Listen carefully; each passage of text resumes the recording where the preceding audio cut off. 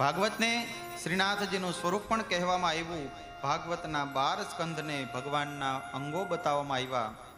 એમાં પ્રથમ સ્કંદને ભગવાનનો દક્ષિણ ચરણ એટલે કે જમણો પગ બતાવ્યો. બીજો સ્કંદ વામ ચરણ ભગવાનનો ડાબો પગ બતાવ્યો.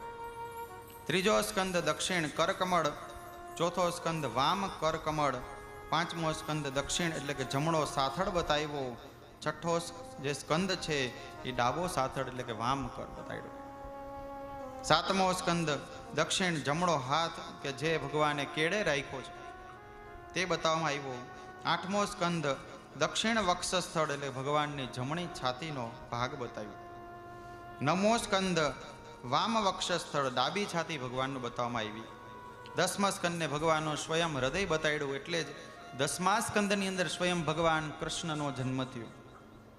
આજે આપણે ઘણી વખત એમ વિચાર કરતા હોય કે આપણે પરિવારની અંદર ઘણા ખરા લોકોના ઘરે સંતાન પ્રાપ્તિનો પ્રશ્ન રહેતો હોય તો એ જો 10મો સ્કંદનો પાઠ 1.5 મહિનો પોતાના ઘરે કરે ને, ભગવાન કૃષ્ણ સ્વયં એના ઘરે કૃપા કરે અને એના ઘરે પુત્રનો જ જન્મ થાય.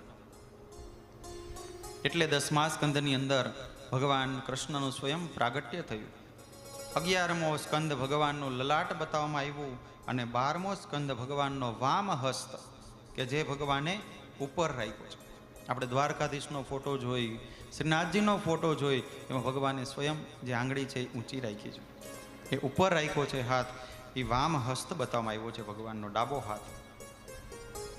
આમ 12 સ્કંદો એ ભગવાન શ્રીનાથજીના 12 અંગો બતાડ્યા. એટલે આપણે એમ કહીએ છીએ કે ભગવાનના વાંગમય સ્વરૂપ એવા શ્રી ભાગવતજી મહારાજ.